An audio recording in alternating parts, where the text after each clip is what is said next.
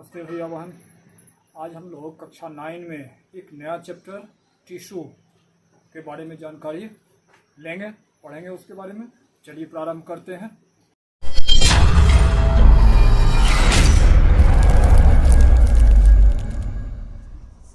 Tissue, इससे पहले हम लोग सेल पढ़े हैं और सेल के बारे में जानते हैं, structure and functional unit of life.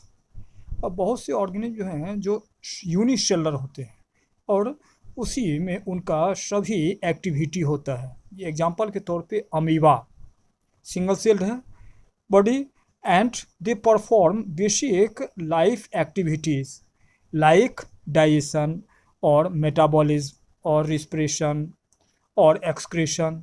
ये सब एक ही यूनिसेलुलर ऑर्गेनिज्म होते हुए सभी कार्य को संपादित करता है। लेकिन मल्टी सेलुलर ऑर्गेनिज्म, उसमें ह्यूमन आ जाएगा एग्जांपल में। तो human beings, their body is made by millions of cell, लाखों लाख सेल से मिलके उसका बॉडी बना है। And they perform several activities, but how it is possible? The division of labour, body में क्या होता है, कार्य विभाजन, कॉम्प्लेक्स बॉडी स्ट्रक्चर है और नंबर ऑफ एक्टिविटी के लिए नंबर ऑफ फंक्शन करना पड़ता है, इसलिए वहाँ डिवीजन ऑफ लेबर, कार्य विभाजन होता है। जैसे कहीं कार्य को, फंक्शन को संपादित करने के लिए ये कार्य डिपार्टमेंट बढ़ता है और अलग अलग डिपार्टमेंट के माध्यम से वहाँ कार्य आसान हो जाता है।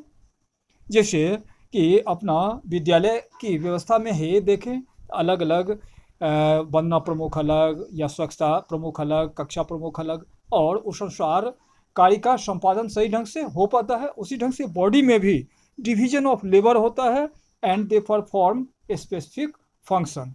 तो सिंगल सेल वहाँ नहीं होता है, तो ग्रुप ऑफ सेल। तो टिश्यू क्या है? A group of cell, similar cell. क्या है tissue? Group of similar cell and perform a specific function that are tissue। अब यहाँ देखो, a group of cells similar in structure, structure में similar होगा, and the work together to perform a particular function, form a tissue। वही आ रहा है, group of similar cell and perform a specific function that group of cell are called tissue। अब जैसे example के तौर पे ले लें ह्यूमन का नर्वस टिश्यू। तो नर्वस टिश्यू से ग्रुप ऑफ सेल, तो नर्व सेल जो आ रहा है उसको न्यूरॉन कहते हैं, nerve cell that are neuron, और ग्रुप ऑफ न्यूरॉन मिलके ये नर्वस टिश्यू बनाता है और टिश्यू से टिश्यू सिस्टम, ऑर्गन सिस्टम और लिविंग बॉडी का निर्माण होता है। अब ये नर्वस टिश्यू मिलके नर्वस सिस्टम बनाता है जिसमें ब्रेन, स्पाइनल कोड और नर्व्स होता है, और दे फॉर कंट्रोल एंड कोऑर्डिनेशन करता है। अब इसी में नर्व सेल का फिगर से जानने का प्रयास करते हैं। अब यहाँ देखो, ये फिगर न्यूरॉन है, नर्व सेल का है। नर्व सेल में बॉडी, डेंड्राइट्स एंड एक्सोन होता है। ये जो पार्ट देख रहे हो ये सेल बॉडी कहलाता है। इसी में ब्रांच लाइक स्ट्रक्चर ये जो देख रहे हो दीज आर डेंड्राइट्स, और ये लॉन्ग जो पार्ट देख रहे हो दीज आर एक्सॉन। अब ये डेंड्राइट्स का काम है रिसीव मैसेज, बॉडी से बाहर इन्वायरमेंट से मैसेज को रिसीव करता है। एंड एक्शन क्या कहता है? सेंड द मैसेज, मैसेज को सेंड करने का काम करता है। तो इस ढंग से they control and coordinate the system को कंट्रोल और कोऑर्डिनेट करता है। अब इसी में ऑर्गन सिस्टम आदि का फॉर्मेशन होता है, निर्माण होता है। अब यहाँ ये फिर नया माने क्वेश्चन इसी पे आ रहा है, प्लांट और एनिमल का टिश्यू डिफरेंट टाइप का क्यों होता है? Why plant and animal are made of different type of tissue. Cell भी देखे थे, प्लांट का सेल वाल था, एनिमल में सेल वाल नहीं था। उसी ढंग से एनिमल टिश्यू और प्लांट टिश्यू अलग अलग बना होता है एनिमल में और प्लांट में, क्यों? तो जैसा हम लोग जानते हैं प्लांट आर ऑटोट्रॉपिक ऑर्गेनिज्म और अपना भोजन वो plant are autotrophic organism and prepare their own food, अपना भोजन स्वयं बनाता है by photosynthesis. And they does not move here and there, इधर उधर वो घूमता नहीं है, दे आर स्टेशनरी, एक जगह स्थिर रहता है। And they does not move here and there in search of food shelter, food shelter के लिए इधर उधर घूमता नहीं है। So they do not need much energy, ज़्यादा एनर्जी की आवश्यकता उसको नहीं होता है in compare to animal, animal के कंपेयर में। So the most of the plant tissue are supportive, supportive होता है। And most of the tissue of the plant such as xylem, phloem और स्केलेनचाइमा और cork are dead tissue, dead tissue होता है। And lack of living protoplasm, living protoplasm इसमें का कमी होता है। Just opposite animal are heterotrophic, heterotrophic होता है। And they move here and there in search of food shelter and mate and they need, so they need more energy, और इसलिए वो मोर ज़्यादा एनर्जी की आवश्यकता महसूस करता है in compare to plant. So the most of the tissue in the case of animal have living and living protoplasm, protoplasm भी लिविंग होता है। इसी कारण प्लांट टिश्यू और एनिमल टिश्यू डिफरेंट होता है। अब कभी कभी प्लांट टिश्यू और एनिमल टिश्यू में डिफरेंस पूछ देता है, एक नज़र में प्लांट टिश्यू और एनिमल टिश्यू में डिफरेंस जान लो। In plant dead supportive tissue are more abundant as compare to living tissue, living tissue के कंपेयर में डेड टिश्यू प्लांट में क्या होता है, ज़्यादा होता है। In multi cellular animals living tissue are more common as compare to dead tissue, animal में लिविंग टिश्यू ज़्यादा होता है, डेड टिश्यू की मात्रा कम होती है, नहीं के बराबर। अब they require less maintenance energy, plant चूँकि स्टेशनरी होता है और ऑटोट्रॉपिक है, they need less energy for maintenance, maintenance की लेस एनर्जी की आवश्यकता होती है। और एनिमल मूवेबल होता है and they require more maintenance energy, maintenance energy इसको ज़्यादा एनिमल को चाहिए। There is differentiation of meristematic and permanent tissue, इसका टिश्यू दो पार्ट में मेरिस्मेटिक और परमानेंट टिश्यू में डिवाइड किया गया है। And such as differentiation is absent in them, animal में इस टाइप का डिफ्रेंशिएशन नहीं होता है। Due to activity of meristematic tissue plant continue to grow throughout life, अब मेरिस्मेटिक टिश्यू के कारण प्लांट में लगातार ग्रोथ होते रहता है थ्रू आउट लाइफ, जब तक प्लांट जिंदा है तब तक उसमें ग्रोथ होते रहता है। But animal do not show growth after reaching the maturity, maturity age के आने के बाद उसमें ग्रोथ रुक जाता है। But reproductive growth is however present. The organism of the plant tissue is simple, organization plant tissue में सिंपल होता है और ऑर्गेनाइजेशन एनिमल टिश्यू में कंपैरेटिव क्या होता है, कॉम्प्लेक्स होता है। The tissue organization is meant for stationary habit of the plant and the tissue organization is targeted towards highly mobility of the animals. In this way the difference between plant tissue and animal, इस ढंग से plant tissue और animal tissue में difference होता है। अब plant tissue के बारे में आगे जानते हैं कि based on the dividing capacity, plant tissue के डिवीजन के आधार पे they are divide mainly into two part, दो पार्ट में उसको क्लासिफाई किया गया है, एक है मेरिस्मेटिक टिश्यू और दूसरा है परमानेंट टिश्यू। तो चलिए देखते हैं प्लांट टिश्यू के बारे में। तो क्लासिफिकेशन ऑफ प्लांट टिश्यू, ये ग्राफ से पहले समझने का प्रयास करेंगे, फिर बारी बारी उसको जानेंगे। तो प्लांट टिश्यू को डिवीज़न के आधार पे उसको दो पार्ट में बांटा गया है, मेरिस्मेटिक टिश्यू और permanent tissue. Meristematic tissue the cell are capable of cell division, अब ये मेरिस्मेटिक टिश्यू में सेल डिवीज़न की क्षमता होती है। And permanent tissue mature cell incapable of cell division, permanent tissue में सेल डिवीजन का क्षमता नहीं होता है। जैसा परमानेंट माने अस्थाई, वो टिश्यू अपना अस्थाई रूप ले लेता है, इसमें ये डिवीजन या चेंजिंग नहीं होता है। अब ये मेरिस्टेमेटिक टिश्यू को भी ये 3 पार्ट में बांटा गया है, एपिकल मेरिस्टेम, लेटरल मेरिस्टेम और इंटरकैलरी मेरिस्टेम। अब ये आगे फिगर से समझने का प्रयास करेंगे। ये according to position of the plant में ये मेरिस्टेम के पोजीशन, मेरिस्टेमेटिक टिश्यू के पोजीशन के आधार पर इसको एपिकल, लेटरल और इंटरकैलरी बताया गया है, जो और आगे क्लियर हो जाएगा। और ये परमानेंट टिश्यू को 2 पार्ट में बांटा गया है, सिंपल परमानेंट टिश्यू और complex permanent tissue. Simple permanent tissue को भी 3 पार्ट में बांटा गया है, पेरेन्चाइमा, कोलेन्चाइमा और स्केलेटन। और कॉम्प्लेक्स को 2 भाग में बांटा गया है, कॉम्प्लेक्स परमानेंट टिश्यू को फ्लोएम एंड जाइलम। तो बारी बारी से सबके बारे में अध्ययन करेंगे। तो सबसे पहले मेरिस्टेमेटिक टिश्यू के बारे में जाने कि क्या है इसका कैरेक्टर। तो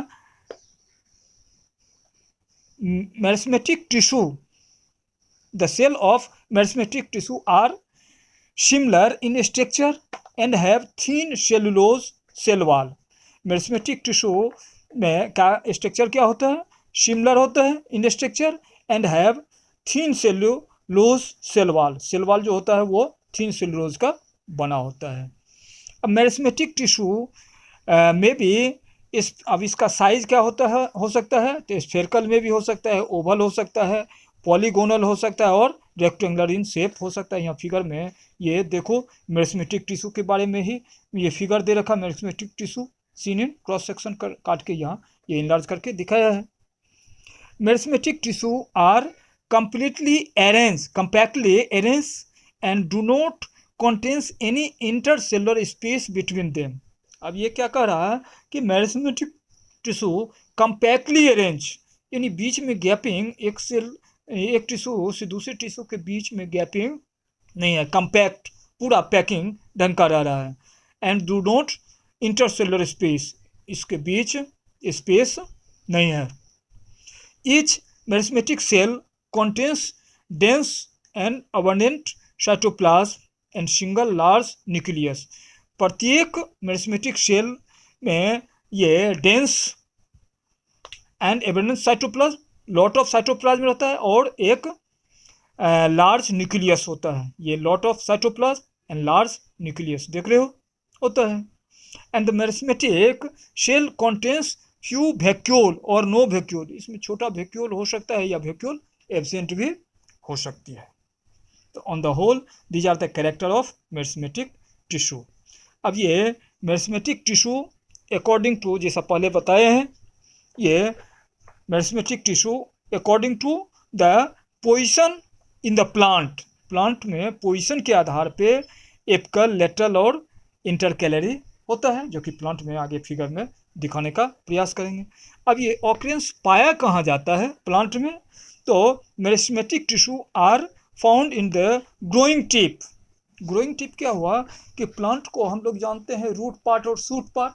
तो शूट पार्ट में सबसे ऊपर जो होता है, अब जैसे सपोज करो कि ये प्लांट है, सबसे ऊपर का पार्ट जो आ रहा है, सबसे ऊपर का part that are shoot apex आ रहा है, और नीचे बॉटम सबसे नीचे जो आएगा वो रूट होगा, जो कि आगे जानेंगे।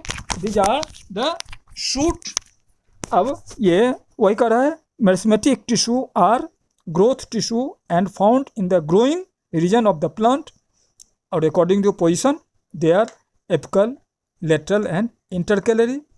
अब ये फिगर से समझने का प्रयास करते हैं। अब यहाँ जैसा बताया कि पोजीशन मेरिस्टेम 3 प्रकार का हो रहा है, एपिकल मेरिस्टेम, इंटरकैलरी मेरिस्टेम और लेटरल मेरिस्टेम। तो बारी बारी से जो नो एपिकल मेरिस्टेम, तो these are situated at the growing tip of stem and root. Stem के भी एपेक्स पर यहाँ एपिकल आ रहा है, और ये रूट दिखा है, रूट में भी ये एपेक्स पर ये एपिकल मेरिस्टेम आ रहा है। तो वही कह रहा है, these are situated the growing tip of stem and root। The apical meristem are also found the apex of leaf में भी एपेक्स पर पाया जाता है। इसके बाद आ रहा है लेटरल मेरिस्टेम। यहाँ ये देखो लेटरल साइड में, ये this are found beneath of bark and in vascular bundle of dicot and stem. They occurs in the thin layer cambium in the region which responsible for the growth of thickness. अब ये lateral meristem, यही apical meristem जब आगे बढ़ता है तो पीछे ये छूट जाता है, कन्वर्ट हो जाता है लेटरल साइड में ये आ रहा है, और ये क्या बनाता है, तो थिकनेस, इसकी मोटाई को मेंटेन करता है। These are the cambium in the region which is responsible for the growth in thickness. इसके मोटाई के लिए रिस्पॉन्सिबल होता है। फिर थर्ड आ रहा है inter calorie meristem. These are located at the base of leaf और internode. ये इंटर कैलरी में यहाँ से देख रहे हो लीफ निकल रहा है, तो लीफ के बेस या इंटरनोड पे जहाँ से ये निकलता है ब्रांच या लीफ, इसको इंटरनोड भी बोलते हैं। They are found in location at the base of leaf or internode. The stem of grass and other monocot such tissue are occurs below the node. ये पाया जाता है। इस ढंग से एपिकल मेरिस्टेम एपेक्स पर पाया गया, उससे पीछे नीचे ये साइड में आ जाता है तो लेटरल मेरिस्टेम, और इंटरकैलरी मेरिस्टेम जहाँ से ये लीफ आदि या ब्रांच निकलता है उसके जॉइंट पर पाया जाता है intercalary meristem. And all are dividing tissue, और इससे इसके लंबाई में या थिकनेस में डेवलपमेंट होता है, ग्रो करता है। अब ये फंक्शन जाने इस सब का। The meristematic tissue act as a parent tissue from which other tissue developed. अब ये मेरिस्मेटिक टिश्यू पेरेंट टिश्यू की तरह रोल करता है, जिससे अदर टिश्यू डेवलप करता है। This tissue take part in growth by formation of new cell.